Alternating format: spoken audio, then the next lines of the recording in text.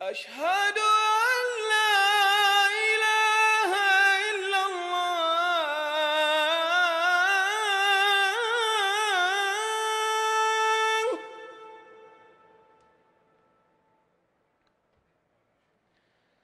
أشهد أن لا إله إلا الله.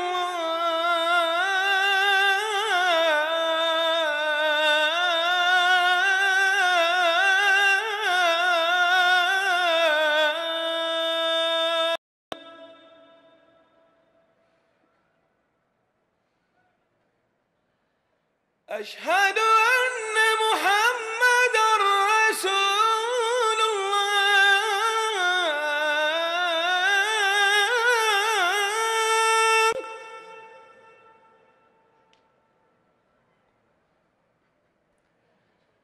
أشهد أن محمدًا رسول الله.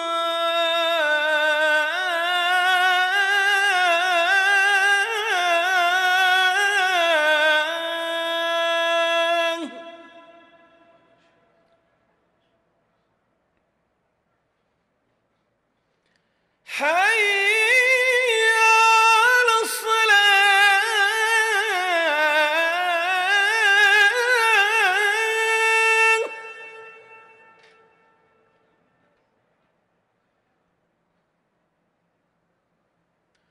حي على الصلاة.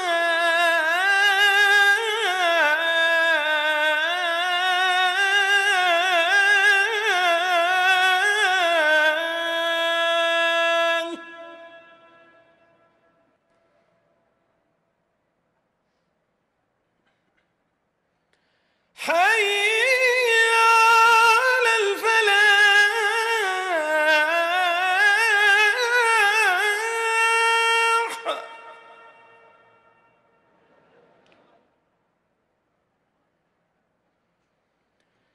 حي على الفلاح.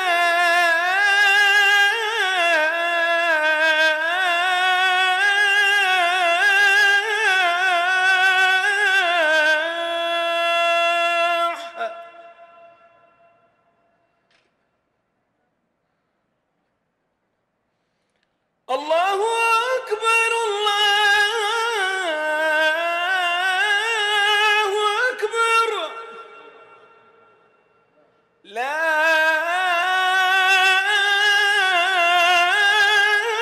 إله إلا الله.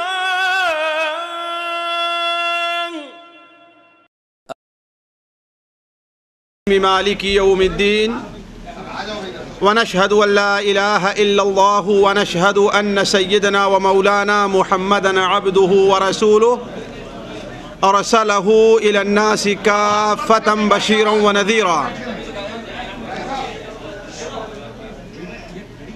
أما بعد فإن خير الحديث كتاب الله وخير الهدي هدي محمد صلى الله عليه وسلم وشر الأمور محدثاتها وكل محدثة بدعة وكل بدعة ضلالة وكل ضلالة في النار. أعوذ بالله السميع العليم من الشيطان الرجيم. بسم الله الرحمن الرحيم. لقد كان لكم في رسول الله أسوة حسنة لمن كان يرجو الله واليوم الآخر وذكر الله كثيرا. سبحانك لا علم لنا إلا ما علمتنا إنك أنت العليم الحكيم. رب اشرح لي صدري ويسر لي أمري واحلل عقدة من لساني يفقه قولي واحلل عقدة من لساني يفقه قولي. عزیز ساتھیوں اور دینی بھائیوں، مجھے اس بات کا شدید احساس ہے کہ وقت کافی ہو چکا ہے اور آپ لوگ بھی کافی دیر سے اہل علم کی تقریریں سن رہے ہیں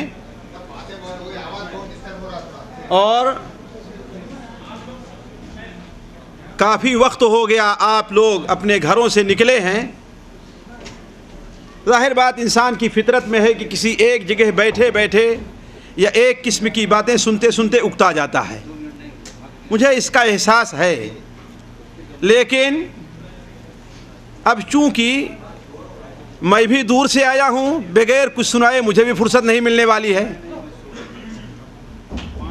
اور یہ بھی ہے کہ بغیر سنے ہوئے آپ کو کھانا بھی نہیں ملنے والا ہے، دونوں باتیں صحیح ہیں، نہ تو بغیر سنائے مجھے فرصت ملنے والی ہے اور نہ ہی بغیر سنے آپ لوگوں کو کھانا ملنے والا ہے۔ اس لیے ذرا تھوڑا سا دل کو کڑا کر کے ہمت کر کے بیٹھیں، اور میں یہ کہتا چلوں کہ نہ لئے بلبل شیدا تو سنا ہنس ہنس کر، اب جگر تھام کے بیٹھو، میری باری آئی تو جگر تھام کر کے بیٹھیں، اور میری کچھ باتیں جو اللہ اور اس کے رسول صلی اللہ علیہ وسلم کی رضا ہی کے لیے آپ کے سامنے پیش کی جا رہی ہیں، اور اللہ کے رسول صلی اللہ علیہ وسلم کا اسوہ اور آپ کی سیرت سے متعلق آپ کے سامنے رکھی جا رہی ہیں، اسے سنیں اور اسے اپنی زندگی میں اپنانے کی کوشش کریں۔ دیکھیے بات لمبی ہو گئی ہے، اس لیے میں اسے بڑا مختصر کرنا چاہوں گا، اس لیے کہ اللہ کے رسول صلی اللہ علیہ وسلم کی سیرت سے متعلق آپ جمعہ کے بعد ہی سے سنتے آئے ہیں، اور بہت کچھ آپ کی سیرت سے متعلق کچھ جھلکیاں آپ کے سامنے ضرور علیہ وسلم ہی کے فرمودات اور آپ ہی کے حالات ہی کی روشنی میں حدیث کی کتابیں لکھی گئیں، جس میں 40,000 سے زائد حدیث ہیں، 10-10 12-12 15-15 20-20 30-30 جلدوں میں کتابیں آپ کی حدیثوں پر مشتمل ہیں، آپ کی سیرت ہے، آپ کے فرمودات سے متعلق فقہ کی کتابیں مرتب کی گئی ہیں۔ ان باتوں کو کوئی آدمی 1 2 3 دن میں کہاں سے سمجھ سکتا ہے اور کہاں سے سنا سکتا ہے؟ تو یہ تو آپ صلی اللہ علیہ وسلم کی سیرت سے متعلق ایک جھلکیاں ہیں جو آپ کے سامنے رکھی گئی ہیں۔ تو مجھے آپ صلی اللہ علیہ وسلم کی سیرت سے متعلق آج جس بات کے آپ لوگوں کے سامنے رکھنے کا حکم دیا گیا ہے، وہ آپ صلی اللہ علیہ وسلم کی گھریلو زندگی سے متعلق ہے، کہ آپ صلی اللہ علیہ وسلم نے بحیثیت شوہر کے کس طریقے سے زندگی بسر کی ہے، اور یہ چیز جاننا ہم میں سے ہر شخص کے لیے بہت ہی ضروری ہے۔ دیکھیے آپ صلی اللہ علیہ وسلم کی ذات وہ ذات مبارک ہے کہ آپ صلی اللہ علیہ وسلم ہر اعتبار سے کامل تھے۔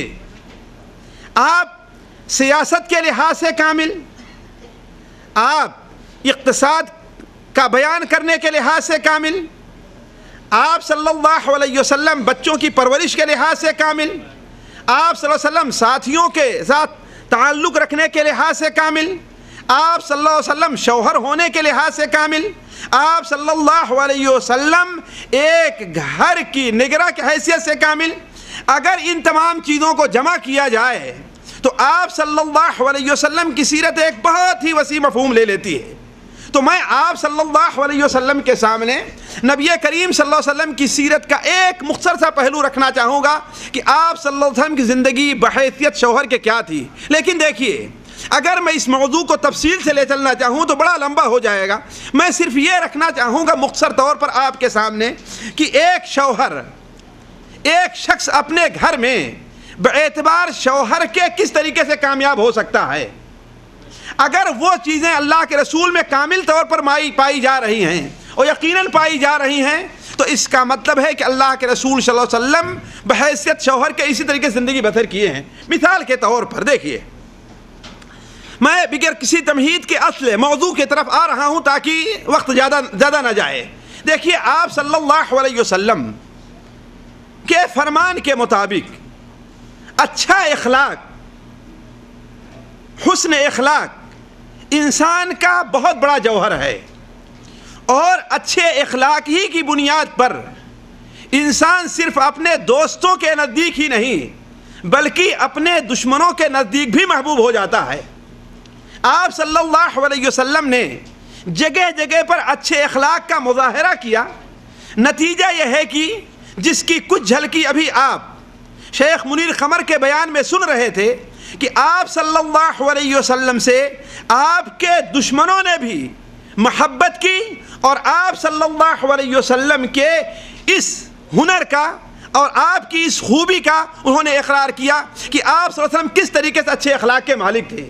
ایسا کیوں نہ ہو جبکہ خود آپ صلی اللہ علیہ وسلم سے متعلق اللہ تعالیٰ ارشاد فرماتا ہے وَإِنَّكَ لَعَلَىٰ خُلُقٍ عَظِيمٍ، اے محمد صلی اللہ علیہ وسلم آپ اچھے اخلاق کے اوپر ہیں، بدخلقی آپ کے پاس سے گزر کر کے گئی بھی نہیں ہے۔ اسی لیے آپ صلی اللہ علیہ وسلم نے اپنی ذات سے متعلق بیان فرمایا، جیسا کہ امام بخاری رحمہ اللہ اپنی کتاب الادب المفرد میں نقل فرماتے ہیں کہ انما بعثت لاتمم مکارم الاخلاق، میری بعثت تو اس لیے ہوئی ہے کہ میں اچھے اخلاق کی تکمیل کر دوں۔ اچھے اخلاق ہیں کیا؟ مثال کے طور پر سچ بولنا یہ اچھے اخلاق میں داخل ہے، امانت رکھنا، امانت داری کا ثبوت دینا اچھے اخلاق میں داخل ہے، حلم بردباری کا ثبوت دینا اچھے اخلاق میں داخل ہے، لوگوں کی بری باتوں کا اچھائی سے جواب دینا اچھے اخلاق میں داخل ہے۔ یہ چیزیں نبی کریم صلی اللہ علیہ وسلم مکمل طور پر پائی جاتی تھیں، اور آپ صلی اللہ علیہ وسلم نے اس کا مکمل طور پر اپنی زندگی میں ثبوت دیا ہے، اور ہمیں اور آپ کو اس پر ابھارا بھی ہے۔ اس سے متعلق صرف ایک حدیث سنتے چلیں جو سنن ترمذی وغیرہ میں آپ صلی اللہ علیہ وسلم کے ایک بڑے ہی مشہور صحابی حضرت ابو درداء سے مروی ہے کہ آپ صلی اللہ علیہ وسلم نے ارشاد فرمایا ما من شیء اثقل فی میزان المؤمن یوم القیامت من خلق حسن، اللہ تبارک و تعالی جب قیامت کے دن ترازو رکھے گا جس میں بندوں کے نامہ اعمال تولے جائیں گے، تو اس نامہ اعمال کے تولتے وقت مومن کے نامہ اعمال میں، مومن کے ترازو میں حسن خلق، اچھے اخلاق سے بھی وزنی اور کوئی چیز نہیں ہوگی۔ اور جو شخص اپنے گھر میں اچھے اخلاق کا ثبوت نہیں دے سکتا ہے، وہ شخص اپنے باہر بھی اچھے اخلاق کا ثبوت نہیں دے سکتا۔ بلکہ میں تو یہ کہتا ہوں کہ انسان کا اچھے اخلاق والا ہونا اور برے اخلاق والا ہونا 2 یا 3 چیزوں میں اچھی طریقے سے پہچانا جاتا ہے۔ جیسا کہ حضرت عمر رضی اللہ تعالیٰ عنہ نے بیان فرمایا کہ کسی شخص کے بارے میں انہوں نے گواہی پوچھی، تو ایک شخص کھڑے ہو کر کہتا ہے کہ میں گواہی دیتا ہوں کہ یہ بڑے اچھے آدمی ہیں۔ حضرت عمر رضی اللہ عنہ فرمایا کہ کیا تم نے اس کے ساتھ کبھی لین دین کا معاملہ کیا ہے؟ کہا کہ نہیں۔ کہا تم نے اس کے ساتھ سفر کیا ہے؟ کہا نہیں۔ کہا تم اس کے پڑوس میں رہے ہو؟ کہا نہیں۔ کہا تب تم نے کیسے سمجھ لیا کہ اچھے اخلاق کا مالک ہے، یہ نیک آدمی ہے؟ ایسا لگتا ہے تم نے اسے مسجد سے نکلتے دیکھا اور کہہ دیا کہ بڑا اچھا آدمی ہے۔ یعنی انسان کے اچھے اخلاق کا ثبوت کب ہوتا ہے؟ جب اس کے ساتھ کسی قسم کا معاملہ کیا جائے تو دور سے تو ہر شخص اچھا کپڑا پہنا ہوا ہے، داڑھی رکھے ہوئے ہے، آرام سے نرمی کے ساتھ چل رہا ہے، ہر آدمی کہے گا ہاں بھائی وہ بڑا اچھا ہے۔ لیکن اس کے پڑوس میں رہ کر کے دیکھے، اس کے ساتھ معاملہ کر کے دیکھے، اس کے ساتھ لین دین کر کے دیکھے، تب انسان کی اچھائی یا برائی ظاہر ہوتی ہے۔ اسی لیے شیخ سعدی رحمہ اللہ نے بڑی بہترین بات کہی ہے، واللہ غور کریں اس کے اوپر۔ شیخ سعدی نے بیان فرمایا کہ انسان کتنا بڑا عالم ہے، انسان کے اندر کتنا علم ہے، 1 گھنٹے اور 15 منٹ میں بیٹھ کر کے معلوم کر لیا جائے گا کتنا بڑا عالم ہے۔ اس کے پاس حدیث کا کتنا علم ہے، فقہ کا کتنا علم ہے، کتنا بڑا یہ سائنسداں ہے، کتنا بڑا یہ ریاضیات کا کیسا ماہر ہے، اسے چند منٹ میں معلوم کر سکتے ہیں۔ لیکن انسان کے اخلاق کے بارے میں انسان کو غافل نہیں ہونا چاہیے۔ بیک تمہاں شناس بیک روز در شمائل مرد کتا کجاش رسیدست پائے گاہ علوم ولے ذباتی نشے من مباش و غر مشو کہ خوب سے نفس نہ گردت بسالہ معلوم، کہ انسان کتنا بڑا عالم ہے چند منٹ میں معلوم کر لیا جاتا ہے، لیکن اس کے نفس کے اندر کیا خباثت اور کیا برائی ہے یہ کہیں جا کر کے سالوں سال میں معلوم ہوتی ہے۔ اسی لیے آپ اندازہ لگائیں، ایک شخص کے ساتھ آپ 1 دن 2 دن 1 مہینہ 2 مہینہ 1 سال 2 سال 3 سال تک ایک کمرے میں رہتے ہیں، ایک ساتھ اٹھنا ہے، بیٹھنا ہے، کھانا ہے، پینا ہے، کام کرنا ہے، سب کچھ ہے، لیکن آخر میں چند سالوں کے بعد یہ معاملہ آتا ہے کہ آپس میں اختلاف ہو جاتا ہے۔ یعنی چند سالوں کے بعد آپ کو معلوم ہوا کہ اس کے اندر کیا خرابی پائی، جا رہی ہے۔ تو اللہ کے رسول صلی اللہ علیہ وسلم ذرا یہ سوچیں کہ اپنے گھر میں کس طریقے سے اچھے اخلاق کے مالک تھے، یہ سوچنے کی بات ہے۔ اور آپ نے بڑے واضح طور پر بیان فرما دیا تھا، سنن ترمذی وغیرہ میں روایت ہے، مسند احمد میں بھی ہے کہ اکمل المؤمنین ایمانا احسنهم خلقا وخیارکم خیارکم لنسائہم خلقا۔ تم میں سب سے اچھے اخلاق کا آدمی، سب سے پورے ایمان کا، بڑے ایمان کا، اچھے ایمان کا آدمی وہ ہے جس کے اخلاق اچھے ہوں، اور اچھے اخلاق میں سب سے اچھا وہ آدمی ہے جو اپنے بیوی بچوں کے ساتھ اچھا ہو۔ جو اپنے بیوی کے بچوں کے ساتھ اچھے اخلاق کا برتاؤ نہیں کرتا، وہ انسان یقیناً کبھی بھی اپنی زندگی کے اندر شوہر ہونے کے لحاظ سے کامل نہیں ہو سکتا۔ اسی لیے آپ صلی اللہ علیہ وسلم نے اس کو واضح فرمایا، خیرکم خیرکم لأہلہ وانا خیرکم لأہلی۔ تم میں سب سے بہتر وہ ہے جو اپنے اہل و عیال کے لیے اچھا ہو، اور میں اپنے اہل و عیال کے لیے تم میں سب سے اچھا ہوں۔ کیوں؟ اس لیے کہ آپ سب سے اچھے اخلاق کے مالک تھے۔ ذرا ایک مثال لے لیجئے اللہ کے رسول صلی اللہ علیہ وسلم کے حسن خلق کی۔ دیکھیے،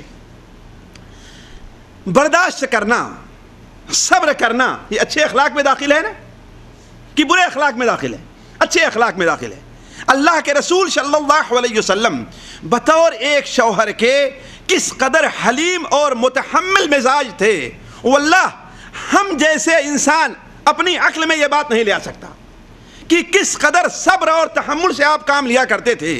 صحیح بخاری شریف میں ذرا غور کریں، بخاری شریف و مسلم شریف میں حضرت عبداللہ ابن عباس رضی اللہ عنہ کی روایت ہے کہ حضرت عمر رضی اللہ تعالیٰ نے ہم سے بیان فرمایا کہ ہم جو قریش کے لوگ تھے، قریش کے لوگ اپنی بیویوں کو کوئی وزن نہیں دیا کرتے تھے، ان کی کوئی اہمیت ہمارے نزدیک نہیں تھی۔ یعنی معاملہ کیا ہے؟ کیوں؟ یعنی اگر کوئی رائے لینی ہوئی، کوئی معاملہ کرنا ہوا تو ان سے کبھی مشورہ وغیرہ نہیں کیا کرتے تھے۔ لیکن جب مدینہ منورہ ہم لوگ آئے تو یہاں دیکھا کہ انصار کی جو عورتیں ہیں وہ تو اپنے شوہروں سے لڑائی بھی کر لیتی ہیں، ان کی باتوں کا الٹا جواب بھی دے دیتی ہیں۔ تو ایک دن میں اپنے گھر گیا اور اپنی بیوی سے کچھ بات کہا تو اس نے الٹ کر کے ہمیں جواب دے دیا۔ ہم نے کہا یہ کیا، یہ بدتمیزی کیا ہے؟ کہا کہ تم اس پر ناراض ہو جاتے ہو، حالانکہ نبی صلی اللہ علیہ وسلم اپنے گھر میں بسا اوقات ان کی بعد بیوی ان سے ناراض ہوتی ہے اور شام تک ان سے بات نہیں کرتی۔ ان کی بعض بیویاں ان سے ناراض ہوتی اور شام تک بات نہیں کرتی۔ کہا کہ ایسا ہوتا ہے؟ کہا جا کر اپنی بیٹی سے پوچھ لو۔ کیوں؟ حضرت حفصہ حضرت عمر کی بیٹی تھی، وہ اللہ کے رسول صلی اللہ علیہ وسلم کے عقد میں تھی۔ چنانچہ فوراً اپنی چادر لیا، اپنا کپڑا پہنا اور بھاگتے بھاگتے کہاں چلے گئے؟ اپنی بیٹی حضرت حفصہ کے پاس پہنچے اور حضرت حفصہ سے کہا کہ اے بیٹی، کیا تم لوگ اللہ کے رسول صلی اللہ علیہ وسلم کو بسا اوقات اس قدر ناراض کر دیتی ہو، یا تم ان سے ایسا ناراض ہو جاتی ہو کہ شام تک بات ہی نہیں کرتی؟ کہا ہاں ہم تو ایسا کیا کرتے ہیں۔ کہا تم ڈرو اللہ تعالیٰ سے، تمہیں وہ جو ابو بکر کی بیٹی ہے، کون؟ عائشہ، جو خوبصورت ہے، جو جوان ہے، وہ تمہیں دھوکے میں نہ ڈالے، اس کے کہنے میں تم نہ آنا۔ اس لیے کہ اللہ کے رسول صلی اللہ علیہ وسلم کی جو ازواج مطہرات تھی، جیسا کہ بخاری شریف کے اندر ہے، ان میں دو پارٹی تھی، اپوزیشن بھی وہاں پر موجود تھا۔ حضرت عائشہ رضی اللہ تعالیٰ عنہ، حضرت حفصہ، حضرت صفیہ، حضرت سودا کا ایک گروپ تھا، اور حضرت ام سلمہ ہیں اور حضرت زینب بنت جحش ہیں، ان دوسری بیویوں کا کیا تھا؟ دوسرا گروپ تھا۔ باقاعدہ حدیث شریف میں حزبین کا لفظ آیا ہے، یعنی دو حزب، وہاں پر دو پارٹیاں موجود تھیں۔ تو حضرت حفصہ کے بارے میں کہا کہ حضرت عائشہ رضی اللہ عنہ کا یہ جو بات لمبی ہے، باتیں کرتی ہیں زیادہ، انہیں وہ تمہیں غرور میں نہ ڈالیں۔ تو کہنے کا مطلب ہے کہ اللہ کے رسول صلی اللہ علیہ وسلم اپنی بیویوں کی باتوں کو اس قدر تحمل اور صبر سے کام لیا کرتے تھے۔ اور اس سے بھی واضح مثال ذرا دیکھیں، آپ صلی اللہ علیہ وسلم کہیں سفر میں جا رہے تھے، مسند ابو یعلا کے اندر یہ حدیث موجود ہے، حافظ ابن حجر رحمہ اللہ نے فتح الباری میں اسے کہا ہے کہ اس کی سند حسن ہے۔ حضرت عائشہ بیان فرماتی ہیں کہ آپ ایک بار سفر میں جا رہے تھے، اور اس حدیث کو میں لوگوں کو بار بار سناتا ہوں، اس لیے کہ ایک شوہر یہ سمجھے کہ اپنی بیوی کی کتنی باتوں کو اسے برداشت کرنا چاہیے، کتنی بار اس سے درگزر کرنا چاہیے. ہمیشہ گھر کے اندر ہٹلر بن کر رہنے سے کام نہیں چلتا ساتھیوں. اسی لیے حجاج ابن یوسف نے ایک بار بڑی دلچسپ بات کہی. کہا بسا اوقات یہ وقت بھی آتا ہے کہ اپنی بیوی کا پاؤں بھی چومنا پڑتا ہے. اپنی بات بیویوں کا پاؤں بھی چومنا پڑتا ہے. تو عرض کرنے کا مقصد یہ ہے کہ ایک شوہر اپنے گھر میں کس قدر متحمل مزاج ہوتا ہے اپنی بیوی کے ساتھ. ذرا اس حدیث کے اوپر غور کیجیے. حضرت عائشہ بیان فرماتی ہیں کہ اللہ کے رسول صلی اللہ علیہ وسلم سفر میں جا رہے تھے. میرے پاس جو اونٹ تھا میرا سامان ہلکا تھا, اور حضرت صفیہ کا جو اونٹ تھا وہ ذرا دبلا پتلا تھا اور ان کا سامان زیادہ تھا. تو قافلے کو چلنے میں تھوڑی سی پریشانی ہوا کرتی تھی. کیوں؟ اس لیے کہ جب اونٹ پر سامان بھاری ہے اونٹ تیز نہیں چل پائے گا, اور جب چلنا ہے سب لوگوں کو ایک ساتھ لے کر کے چلنا ہے.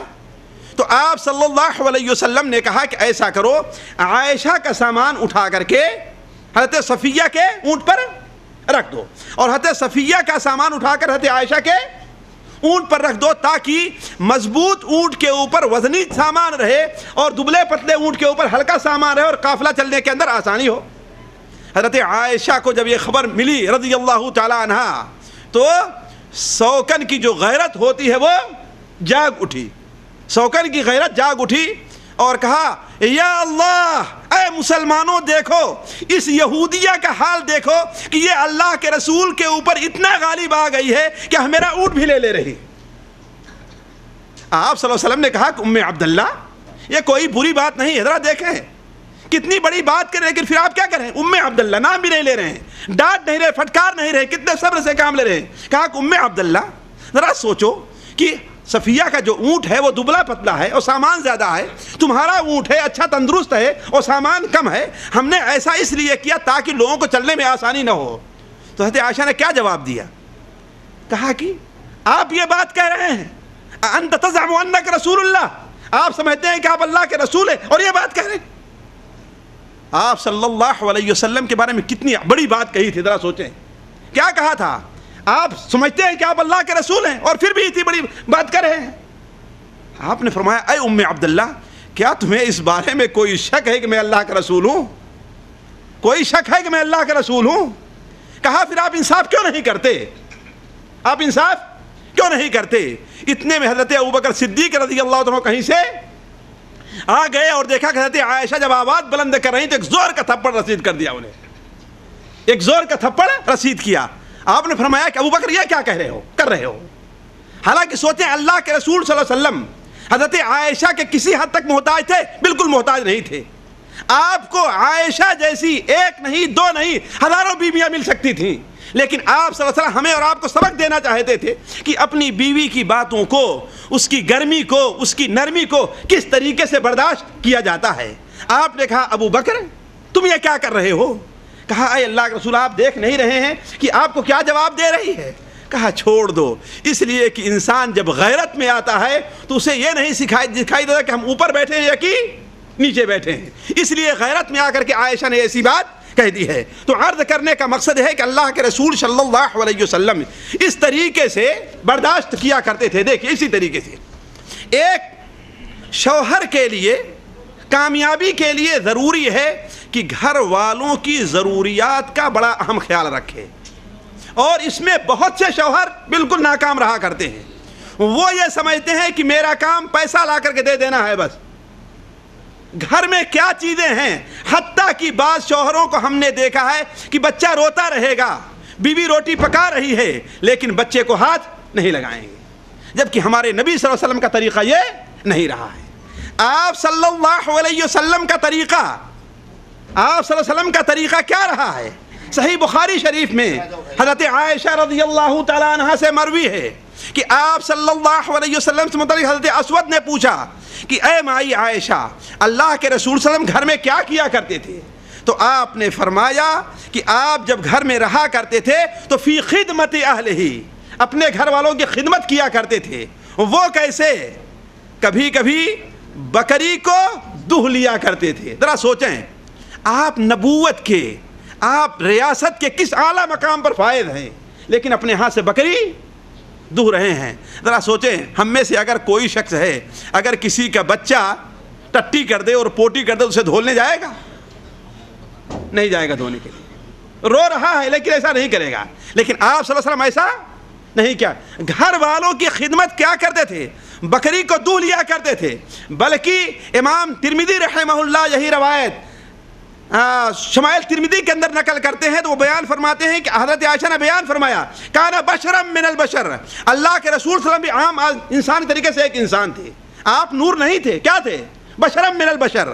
آپ صلی اللہ علیہ وسلم یفلی ثوبہ، اپنے کپڑے کے اندر اگر کہیں چیرل پڑ جاتے تھے اسے مار لیا کرتے تھے، یعنی صاف کر لیا کرتے تھے۔ وَيَحْلِبُ شَاةَهُ وَيَخْدِمُ نَفْسَهُ، اور خود اپنی خدمت کر لیا کرتے تھے۔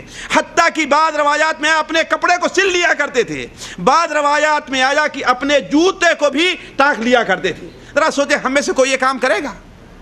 اور بہت سی عورتوں کے بارے میں ہم نے سنا ہے، کیوں؟ اس لیے کہ مجھ سے لوگ آ کر شکایت کرتے ہیں، آپس میں اختلاف ہوا، میاں بیوی بھی شکایت لے کر آتے ہیں اور معاملات بہت معمولی رہا کرتے ہیں۔ بعض شوہروں کے بارے میں صرف اتنا رہتا ہے کہ اسے گھر کے معاملات سے کوئی دلچسپی نہیں ہے، حتیٰ کہ بسا اوقات عورت گھر کے اندر بعض چیزوں کی ضرورت بھی محسوس کرتی ہے، لیکن اگر بغیر لیے ہوئے گھر میں آ گئے تو اب دوبارہ میاں کے اوپر بڑا بھاری پڑتا ہے کہ باہر نکل کر کے جا کر کوئی چیز دوبارہ لے کر کے آئیں۔ نہیں، جس طریقے سے آپ کو پسند ہے کہ آپ کی جو ضرورت ہو وہ پوری کی جائے، اسی طریقے سے اسے بھی پسند ہے کہ اس کی جو ضروریات ہے وہ پوری کی جائیں۔ دیکھیے ایک بڑی اہم بات ہے، وہ شوہر ہمیشہ کامیاب ہے جو عورتوں کی نفسیات کو پہچانے۔ میں ذرا اس کی وضاحت کرتا ہوں لیکن ذرا غور کریں گے اس جملے کے اوپر۔ وہ شوہر ہمیشہ کامیاب ہے جو عورتوں اور بچوں کی نفسیات کو پہچانے، اور وہ شوہر ہمیشہ ناکام ہے جو عورتوں اور بچوں کی نفسیات کو نہیں پہچانتا ہے۔ دیکھیے اللہ تبارک و تعالیٰ نے مردوں کا مزاج اور بنایا ہے، عورتوں کا مزاج اور بنایا ہے، بچوں کا مزاج اور ہے اور بوڑھوں کا مزاج اور ہے۔ اگر آپ بچوں کے ساتھ وہ معاملہ کریں جو بڑوں کے ساتھ کرتے ہیں تو آپ کبھی کامیاب نہیں ہو سکتے۔ ہے بات صحیح کہ نہیں؟ ویسا ہی عورتوں کے ساتھ وہ معاملہ کریں جو بڑوں کے ساتھ کرتے ہیں تو کبھی کامیاب نہیں ہو سکتے۔ عورتوں کا مزاج اور ہوتا ہے، مردوں کا مزاج اور ہوتا ہے، لڑکوں کا مزاج اور ہوتا ہے، لڑکیوں کا مزاج اور ہوتا ہے، بوڑھوں کا مزاج اور ہوتا ہے اور بچوں کا مزاج اور ہوتا ہے۔ تو ضروری یہ ہے کہ شوہر اس چیز کو پہچانے کہ ہاں نفسیات کیا ہیں۔ مثال کے طور پر عورتیں اور بچے عمومی طور پر لہو و لعب کی طرف زیادہ مائل ہوتے ہیں، کھیل کود ان کو زیادہ پسند رہتا ہے۔ عورتیں اپنے حساب سے کھیلتی ہیں، بچے اپنے حساب سے کھیلتے ہیں۔ شوہر کو چاہیے، گھر کے مالک کو چاہیے کہ ان چیزوں کا لحاظ رکھے، اور اللہ کے رسول صلی اللہ علیہ وسلم اس کا بڑا لحاظ کیا کرتے تھے۔ دو حدیثوں کے اوپر آپ غور کر لیں۔ ایک حدیث تو بخاری شریف اور مسلم شریف کی ہے، حضرت عائشہ بیان فرماتی ہیں کہ اللہ کے رسول صلی اللہ علیہ وسلم کے زمانے میں دیکھا کہ عید کا دن تھا اور حبشہ کے لوگ کیا ہے، عید مسجد میں کھیل رہے تھے۔ آپ نے ہم سے کہا اے عائشہ یہ بتاؤ کیا تم ان کا کھیل دیکھنا چاہتی ہو؟ ہم نے کہا اے اللہ کے رسول صلی اللہ علیہ وسلم ہاں میں دیکھنا چاہتی ہوں۔ چنانچہ آپ دروازے پر کھڑے ہو گئے اور مجھے اپنے پیچھے کھڑا کر لیا، میں کھڑی ہو گئی اور ان کے کھیل کی طرف دیکھتی رہی۔ آپ کہتے رہے عائشہ بس، میں کہتی ابھی نہیں، عائشہ بس، میں کہتی ابھی نہیں۔ حالانکہ مجھے دیکھنے کا اتنا شوق نہیں تھا، لیکن میں یہ دیکھنا چاہتی کہ حضرت عائشہ کا کتنا خیال اللہ کے رسول صلی اللہ علیہ وسلم رکھتے ہیں۔ اور آخر میں بتایا بھی اگر کسی کی عورت کم سن ہے، کم عمر ہے، تو اس کے مزاج کو پہچانو اور اس کا خیال رکھو، اس کی رعایت کرو۔ اسی طریقے سے ایک اور بار دروازے پر ایک شور ہوا، سنن ترمذی وغیرہ میں روایت ہے، دروازے پر شور ہوا کہ کچھ کھیل کی آواز آ رہی ہے۔ جب باہر نکل کر کے اللہ کے رسول دیکھے تو کیا دیکھتے ہیں کہ حبشی لوگ جو ہے اپنے ہتھیار سے کھیل رہے ہیں۔ پوچھا اے عائشہ تم دیکھنا چاہتی ہو؟ میں نے کہا اے اللہ کے رسول ضرور دیکھنا چاہتی ہوں۔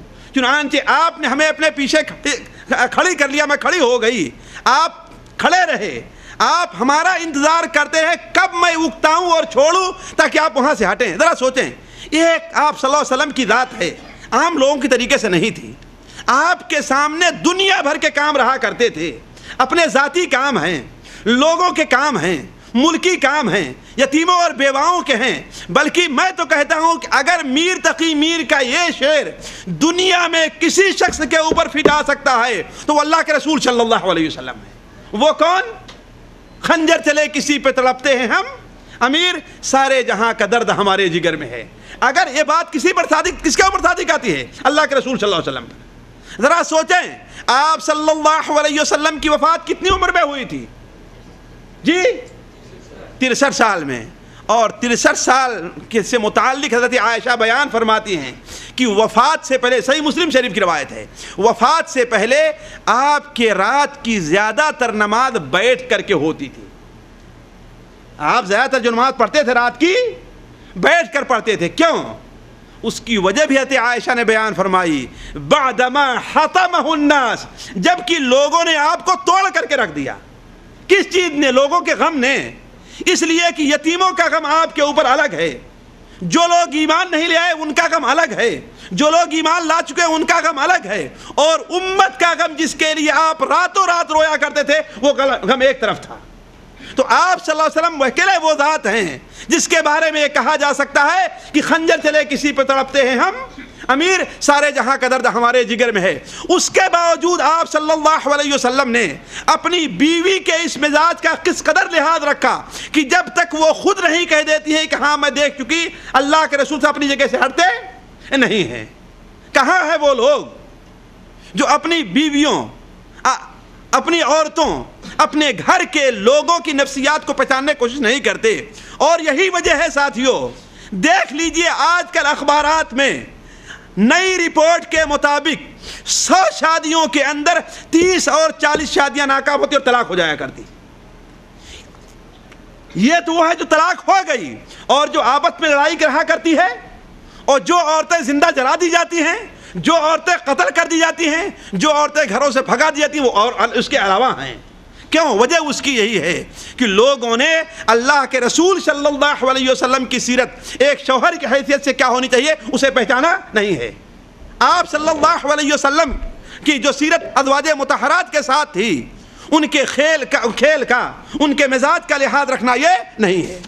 دوسری بات دیکھیے نفسیات میں ہے، کمسن بچے اور کمسن عورتیں کچھ مصنوعی چیزوں سے کھیلنے کے بڑے شوقین رہا کرتی ہیں.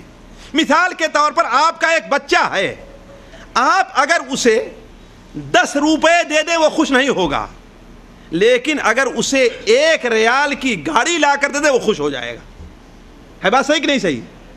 10 ریال سے خوش ہونے والا نہیں ہے، لیکن 1 ریال سے وہ کیوں؟ اس لیے کہ وہ سمجھتا ہے کہ میرے لیے یہ زیادہ مفید ہے. اس کا مزاج یہ ہے. مجھے یاد آیا کہ بس مجھے بتایا کہ ہمارے پڑوس میں جگہ شادی میں بارات گئی، تو بسا اوقات پہلے ہوتا تھا کہ 5 سال 6 سال کے بچوں کی شادی کر دیا کرتے تھے، رخصتی بعد میں ہوا کرتی تھی.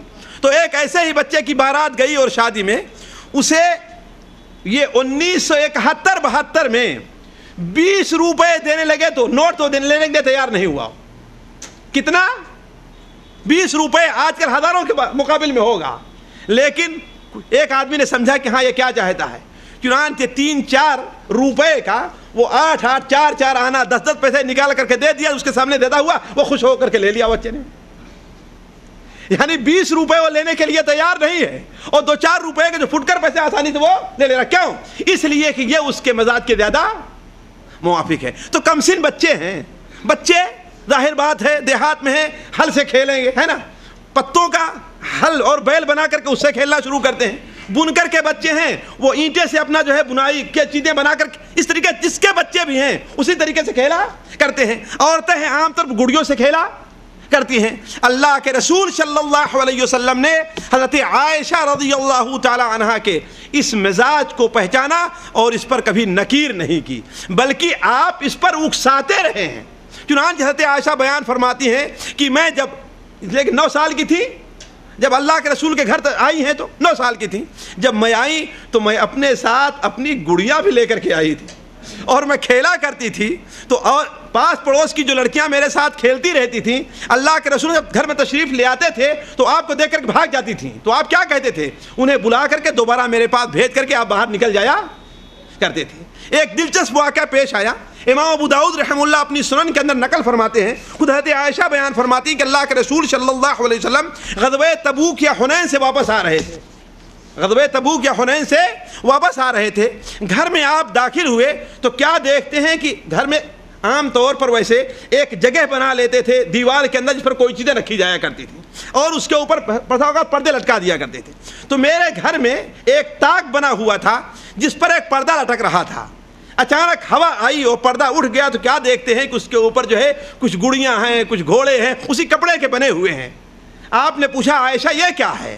تو ہم نے کہا اے اللہ کے رسول صلی اللہ علیہ وسلم یہ ہماری گڑیاں ہیں, یہ ہمارا کھلونا ہے. کہا اس کے بیچ میں مجھے ایک ایسی چیز دکھائی دے رہی ہے جو گھوڑے کی شکل ہے اور اس کے 2 پر بھی ہیں. تو ہم نے کہا اللہ کے رسول نے پوچھا عائشہ یہ کیا ہے؟ تو کہنے لگی یہ میرا گھوڑا ہے. کہا گھوڑا اور اسے 2 پر یہ کیسے ہوتا ہے؟ گھوڑا اور اسے 2 پر ہو؟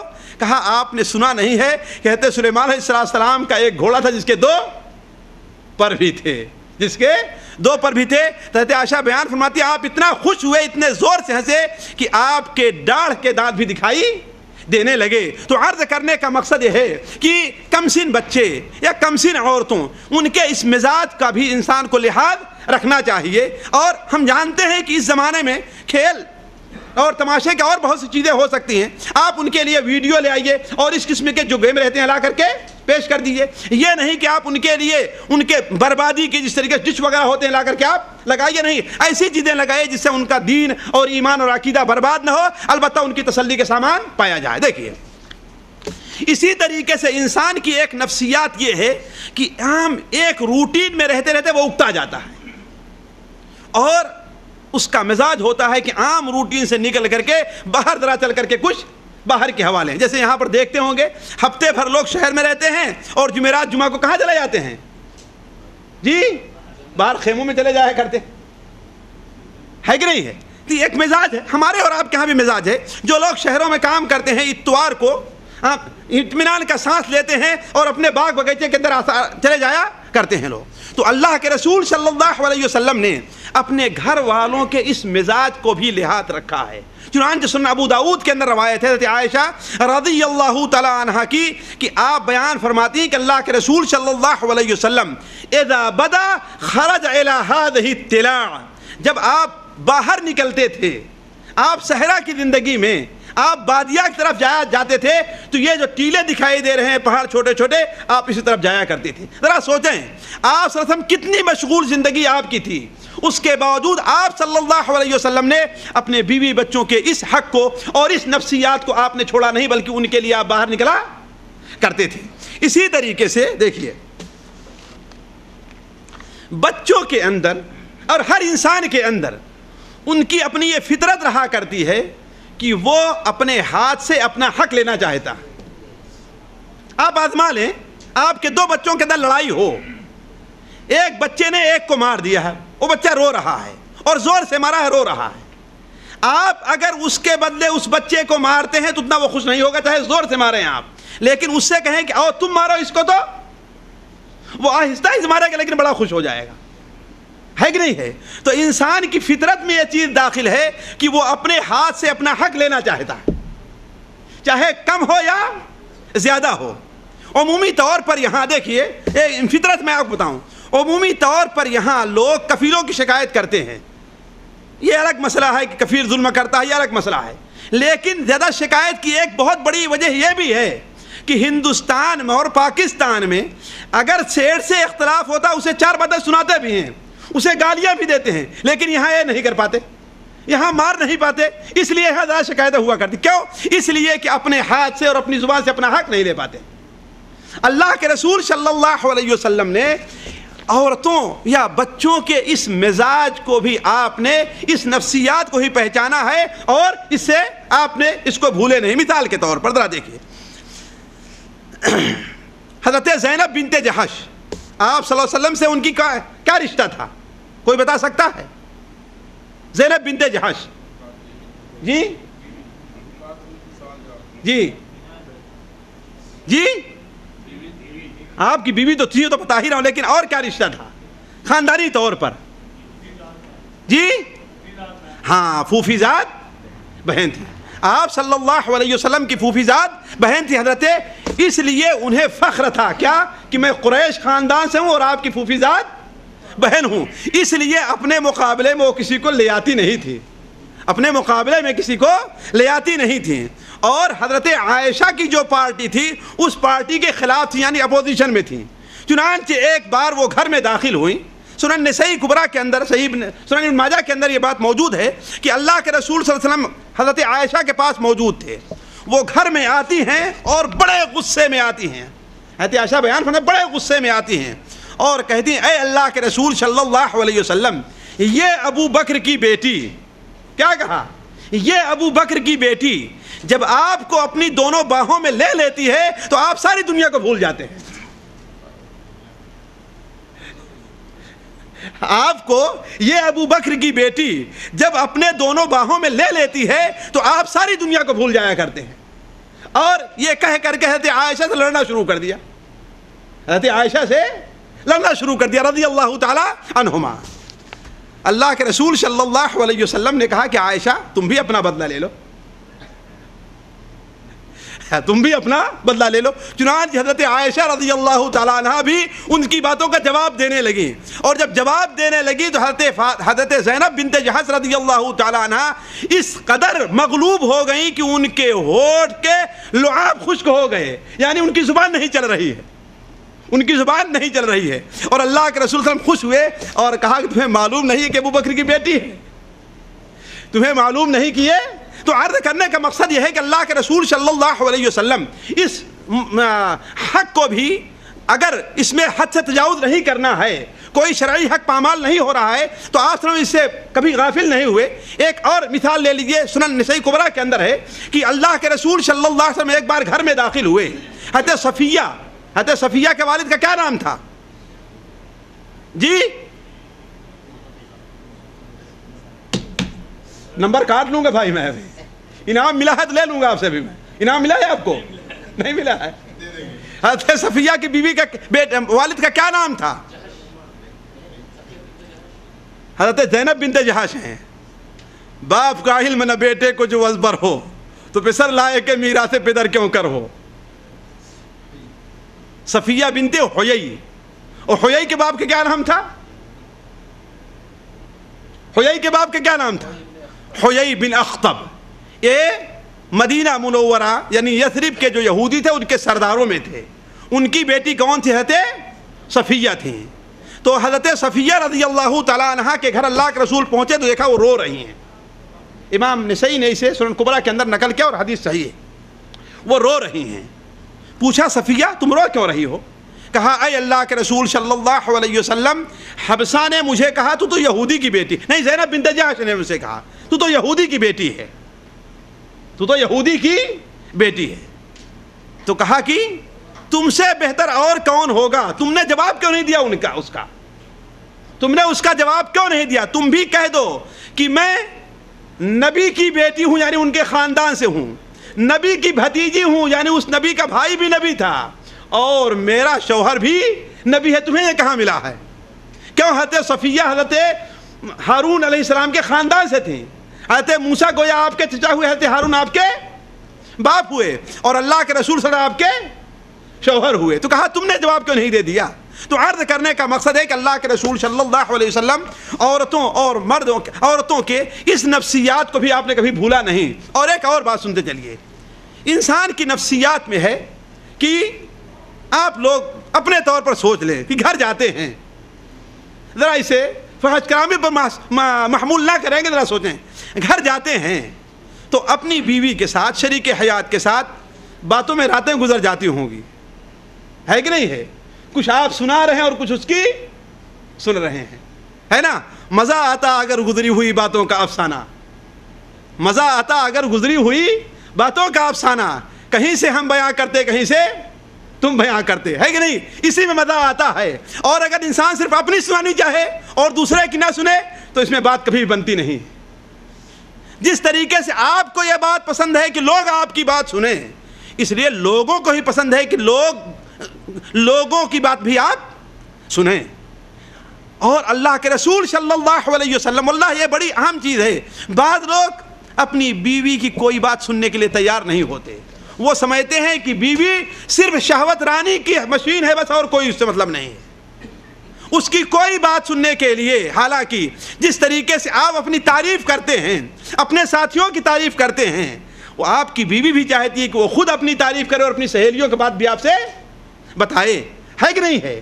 تو انسان کے فطرت میں ہے. اور جو کوئی چاہتا ہے کہ شوہری زندگی میں کامیاب ہو، زوجیت کی زندگی میں کامیاب ہو، اسے عورتوں کی اس نفسیات کو ذہن میں رکھنا ہوگا. واللہ ذرا غور کریں، بخاری شریف کے اندر ایک بڑی لمبی حدیث ہے، تقریباً 2 صفحے کی ہے، حدیث ام زرع، اور میرے پاس موجود ہے فوٹو. میں سوچا تھا سنا دوں گا لیکن وقت زیادہ ہو گیا اس لیے میں سنانا نہیں چاہتا.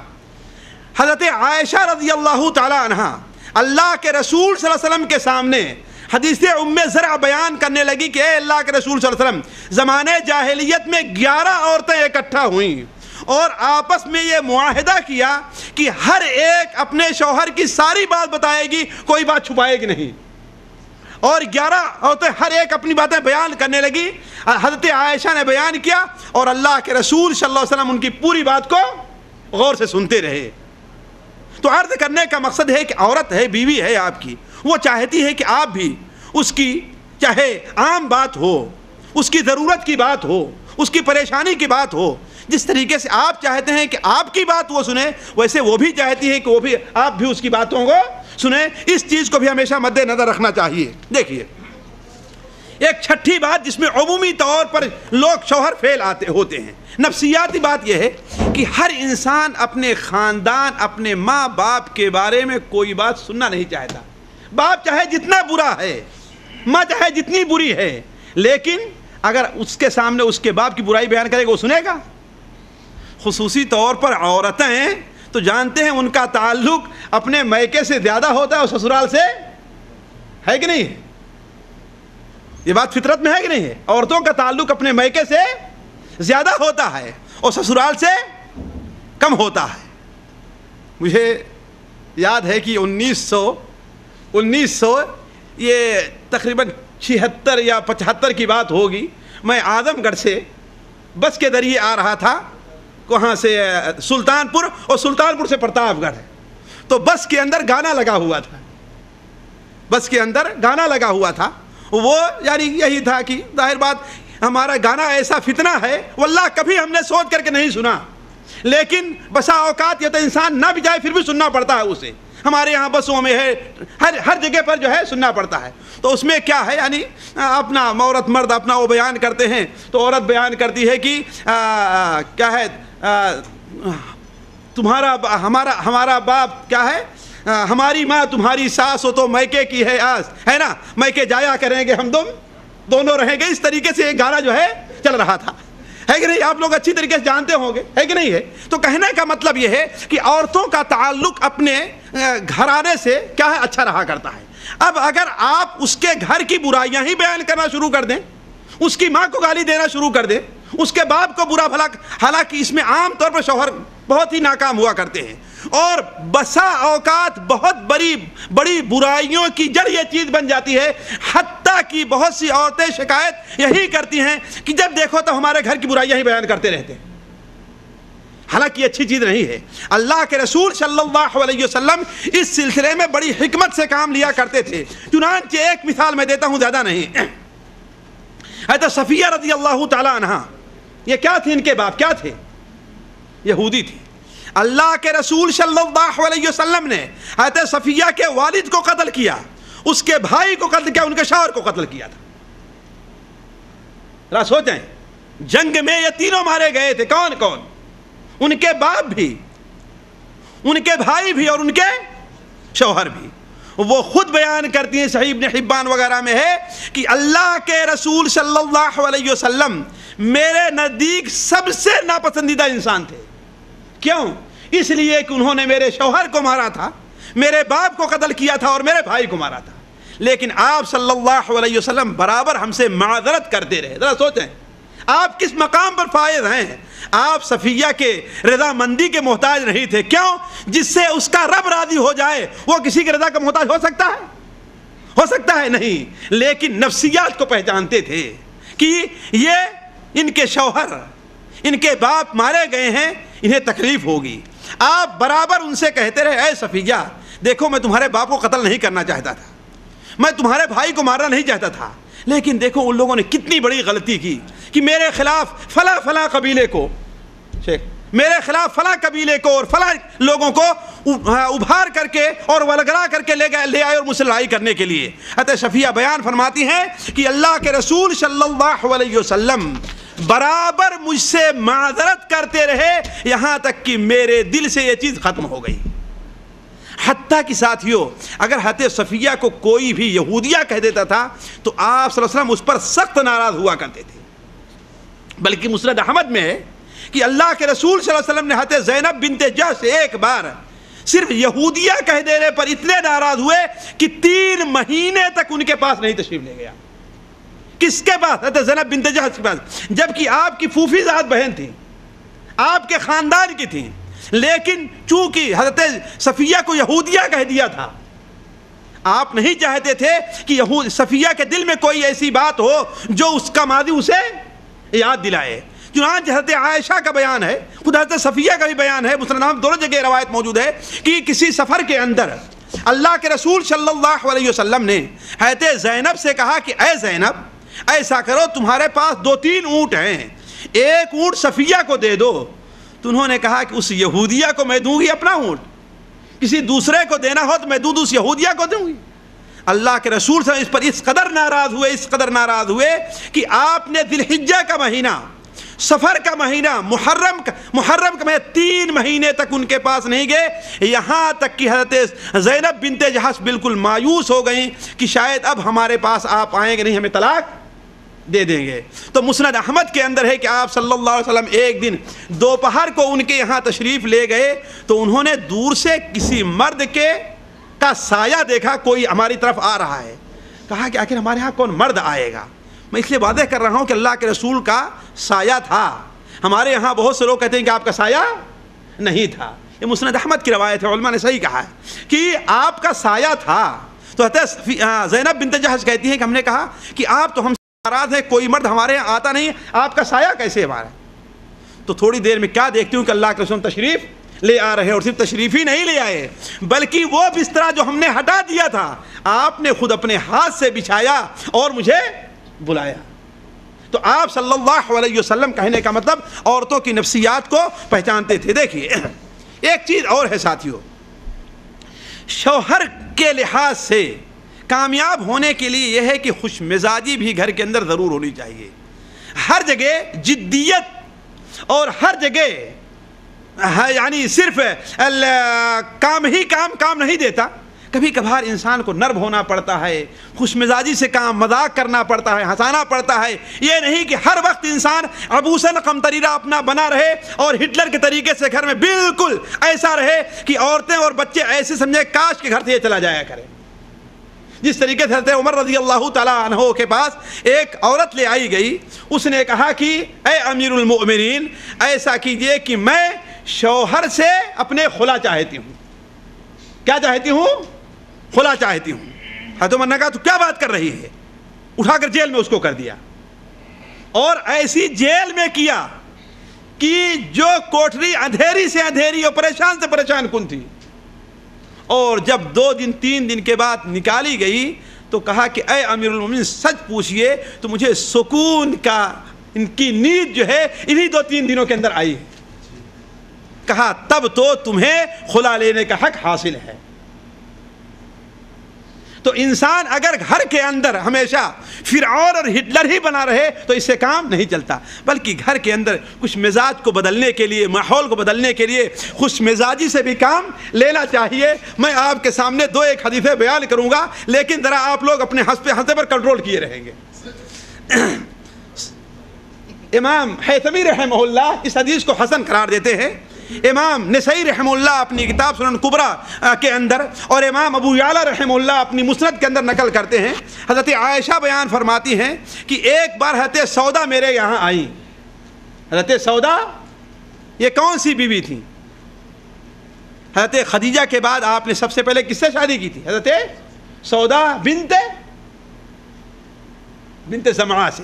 حضرت سودا بنت زمعہ سے آپ نے شادی کی تھی، وہ میرے یہاں آئیں تو آپ صلی اللہ علیہ وسلم میرے پاس بیٹھے ہوئے تھے، ایک پیر آپ نے میرے پیر پر رکھ لیا اپنا اور دوسرا پر حضرت سودا کے پیر پر رکھ لیا، ظاہر بات میاں بیوی ہیں، بے تکلفی ہے۔ اتنے میں حضرت عائشہ نے کہا کہ ظاہر بات سودا ہمارے یہاں آئی ہیں، ان کے کھانے کے لیے کوئی چیز، تو حلوہ جیسے کوئی چیز میں گئی اور بنا کر کے لے کر کے آئی، بنا کر کے لے کر کے آئی۔ تو حضرت سودا سے کہا کھاؤ، تو کہتی ہیں کہ میں تو نہیں کھاتی۔ حضرت سودا نے کیا کہا؟ میں تو نہیں کھاتی۔ تو حضرت عائشہ کہتی ہیں ہم نے کہا کھاؤ، ورنہ یہ اٹھا کر تمہارے منہ پر لپیٹ دوں گی، میں تمہارے منہ پر لیپ کر دوں گی۔ نہیں کھائیں تو ہم نے اس میں سے تھوڑا سا لیا اور منہ پر لگا دیا۔ اللہ کے رسول صلی اللہ علیہ وسلم نے اپنا پیر حضرت سودا کے اوپر سے اٹھایا، کہا سودا تم بھی اپنا بدلہ کیوں نہیں لیتی؟ اٹھو جاؤ تم بھی اپنا بدلہ لو۔ چنانچہ حضرت سودا نے بھی اس میں تھوڑا لیا اور حضرت عائشہ کے منہ پہ جا کے لگا دیا۔ یعنی دیکھیں گھر کے ماحول کو بدلنے کے لیے ہر جگہ گھر کا ماحول جدیت اور یعنی صرف اس کے اندر کیا ہو کہ یہاں حقیقت ہی اور وہاں پر صرف دلچسپی کا کوئی سامان نہ ہو، یہ شریعت کو پسند نہیں ہے۔ اب دونوں کے چہرے کے اوپر کیا لگا ہوا ہے؟ حلوہ لگا ہوا ہے، دونوں اگتا رہی ہیں۔ اتنے میں حضرت عمر فاروق رضی اللہ تعالیٰ عنہ، اے عبداللہ ابن عمر کہاں ہو کہاں ہو کہتے ہوئے وہاں پہنچ گئے۔ آپ نے فرمایا کہ بھاگو جلدی جاؤ یہاں سے، اپنے چہرے کو دھلو۔ حضرت عمر آ رہے دیکھیں تو کیا کہیں گے؟ اس لیے کہ اس وقت تک بھی پردے کا حکم نازل نہیں ہوا تھا۔ اسی طریقے سے اللہ کے رسول صلی اللہ علیہ وسلم کا بڑا مشہور قصہ ابھی شاید کسی تقریر کے اندر آپ لوگوں نے سنا ہے، مجھے یاد آ رہا ہے۔ حضرت عائشہ خود بیان فرماتی ہیں کہ اللہ کے رسول کسی سفر میں جا رہے تھے، حضرت عائشہ سے بھی نئی نئی شادی ہوئی تھی۔ آپ نے لوگوں سے کہا چلو آگے جاؤ، آپ دونوں پیچھے رہ گئے تو کہا اے عائشہ چلو ہم دونوں دوڑتے ہیں، کون آگے بڑھ جاتا ہے؟ سنا ہے نا؟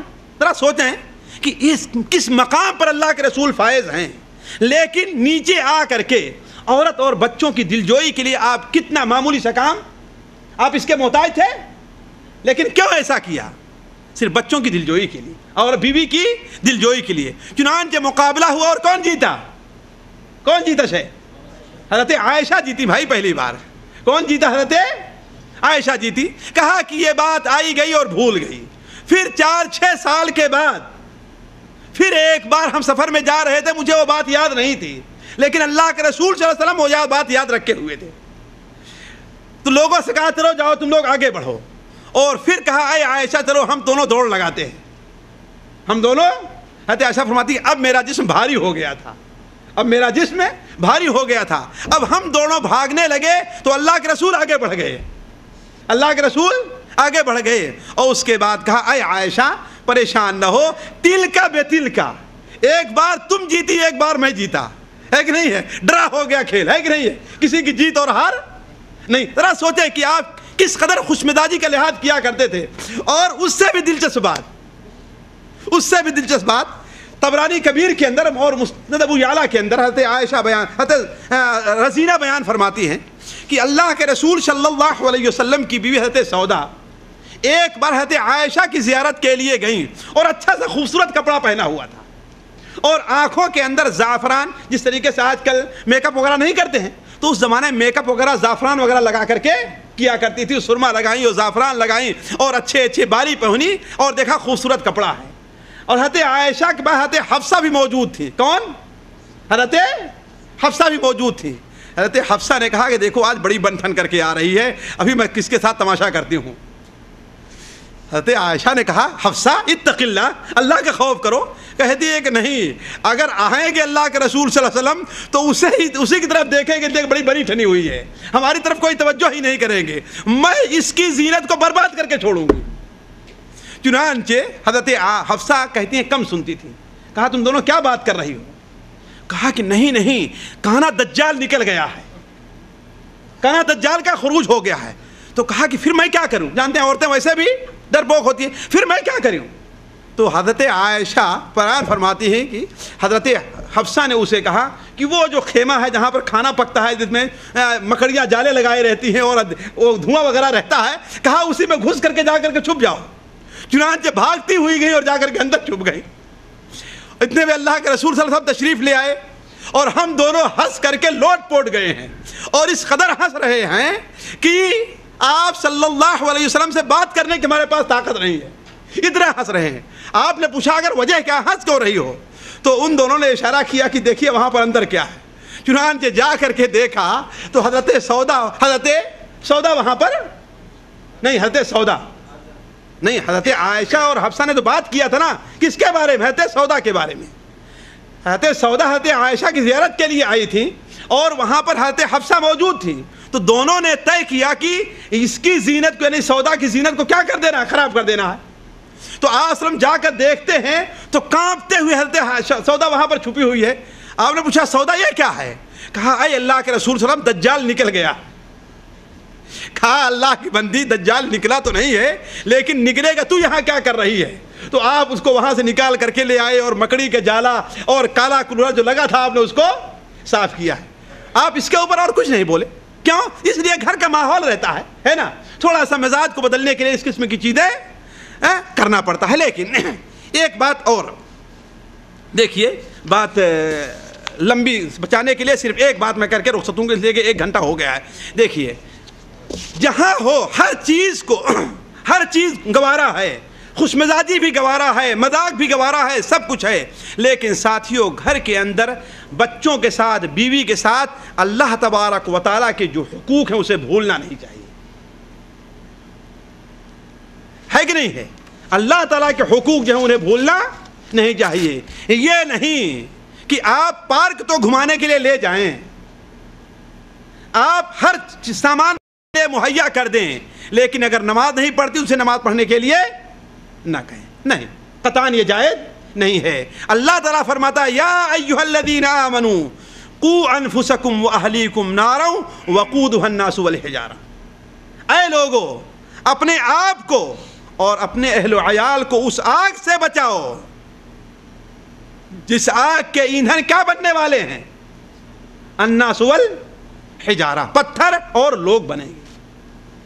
تو آپ صلی اللہ علیہ وسلم نے اس چیز کا حکم بھی دیا ہے اور مکمل طور پر آپ نے اس کا پاس اور لحاظ رکھا ہے۔ میں صرف 2 مثال دوں گا، اس کے بعد اپنی بات کو ختم کروں گا۔ دیکھیے پہلی مثال سنن ابو داؤد وغیرہ میں ہے، عائشہ بیان فرماتی ہیں کہ اللہ کے رسول صلی اللہ علیہ وسلم سے ایک بار ہم نے کہہ دیا اے اللہ کے رسول صلی اللہ علیہ وسلم، جب دیکھیں آپ اسی صفیہ ہی کا ذکر کرتے رہتے ہیں، بس وہی ناٹی کھوٹی صفیہ جو اتنی بڑی سے ہے، آپ کو کتنی پسند آتی ہے، آپ کتنا اس کا ذکر ہمیشہ کیا کرتے رہتے ہیں۔ کہا عائشہ، ظاہر بات غلط تھی، حضرت صفیہ کے عیب کو بیان کیا اللہ حضرت عائشہ نے نا، گویا ان کی غیبت کی۔ آپ نے فرمایا عائشہ تم نے اتنی بڑی بات کہہ دی ہے کہ اگر اسے سمندر میں ڈال دیا جائے تو پورے سمندر کا پانی بگڑ جائے، پورے سمندر کا پانی خراب ہو جائے۔ کہا اے اللہ کے رسول ہم نے کوئی بات تو نہیں کہی، ہم نے صرف صفیہ ناٹی ہیں انہی کا ایک عیب بیان کیا۔ کہا کہ مجھے یہ پسند نہیں ہے کہ میرے سامنے کسی کے بارے میں ایسی بات کہی جائے۔ دوسری مثال دیکھیے کہ اپنے بیوی بچوں کی تربیت اللہ کے رسول کس طریقے سے کیا کرتے تھے، اور ہمیں بھی چاہیے کہ دین کے معاملے میں کوئی رو رعایت نہیں ہونی چاہیے۔ جتنا اچھا کھلا سکو اتنا اچھا اپنی بیوی کو کھلاؤ، جتنا اچھا پہنا سکو اتنا اچھا پہناؤ، جتنی خوبصورت اسے بنا سکو اتنی خوبصورت بناؤ، جتنا کچھ دے سکو اسے دو، اس لیے کہ اللہ تعالیٰ فرماتا ہے وَلَوْ آتَيْتُمْ إِحْدَاهُنَّ قِنْطَارًا، اگر ان میں سے کسی کو تم قنطار یعنی پہاڑ پر سونا دو پھر بھی ان سے واپس نہ لو۔ تو جتنا آپ دے سکتے ہیں دیں، لیکن اللہ تبارک و تعالیٰ کے حق کو نہ بھولیں۔ اللہ تعالیٰ کا جو حق ہے یعنی انہیں دین کی تعلیم دینا۔ کتنے ایسے لوگ ہیں واللہ کہ جن کی بیویاں قرآن پڑھی ہوئی نہیں ہیں لیکن اس کے بارے میں کوئی توجہ نہیں دیتے۔ کتنے ایسے لوگ ہیں جن کی بیویاں نماز نہیں پڑھتی، اس کے بارے میں توجہ نہیں دیتے۔ کتنے ایسے لوگ ہیں جن کی بیویاں دین کی موٹی موٹی باتیں نہیں جانتی، لوگ اس طرح توجہ نہیں دیتے۔ یہ ایک کامیاب شوہر ہونے کی دلیل نہیں بلکہ ناکام شوہر ہونے کی دلیل ہے۔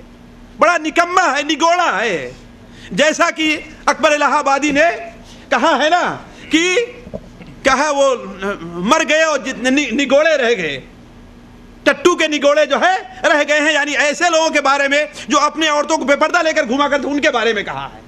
تو عرض کرنے کا مقصد اللہ تعالیٰ کے حق کو نہیں بھولنا چاہیے۔ سنن ترمذی وغیرہ میں اور مسند احمد صحیح ابن خزیمہ حضرت عائشہ سے روایت ہے کہ اللہ کے رسول صلی اللہ علیہ وسلم ایک بار تشریف فرما تھے۔ یہ پردہ کا حکم نازل ہونے سے پہلے کی بات ہے کہ ایک یہودی آتا ہے آپ کے پاس، کس کے پاس؟ اللہ کے رسول کے پاس، اور جانتے ہیں کہ یہودی حسد کرنے والے، بڑی نیچلی حرکت کرنے والی قوم ہے. واللہ اتنی نیچلی حرکت دنیا کی قوم میں سے صرف 2 قومیں کرتی ہیں اور دوسری کوئی نہیں کرتی ہے. ایک تو شیعہ اور ایک ہندو. ورنہ اتنی نچلی حرکت اور کوئی دوسری قوم جتنی یہودی نچلی حرکت کیا کرتے ہیں. چنانچہ آئے اور کہتا ہے یہودی السلام علیک. کیا کہا؟ السلام علیک. آپ نے کہا وعلیک. آپ نے کیا فرمایا؟ حضرت عائشہ بیان فرماتی کہ مجھ سے نہیں رہا گیا اور ہم نے سوچا کہ اس کی بات کا جواب دوں، لیکن دیکھا کہ آپ صلی اللہ علیہ وسلم خاموش ہیں، لہذا میں بھی خاموش رہ گئی. دوسرا آیا، دوسرے نے بھی کہا کہ السلام علیک. آپ نے پھر کیا کہا؟ وعلیک. ہم نے پھر جواب دینا چاہا، لیکن ہم نے دیکھا جب اللہ کے رسول صلی اللہ علیہ وسلم خاموش ہیں تو میں بھی خاموش رہ گئی. تیسرا آتا ہے، وہ بدبخت بھی کہتا ہے کہ السلام علیک. آپ صلی اللہ علیہ وسلم نے کہا کہ وعلیک. ہم نے کہا کہ اے بندر اور کتوں اور سور کی اولاد، تمہارے اوپر اللہ تعالیٰ کی لعنت ہو، اللہ کا غضب ہو اور اللہ کی موت ہو.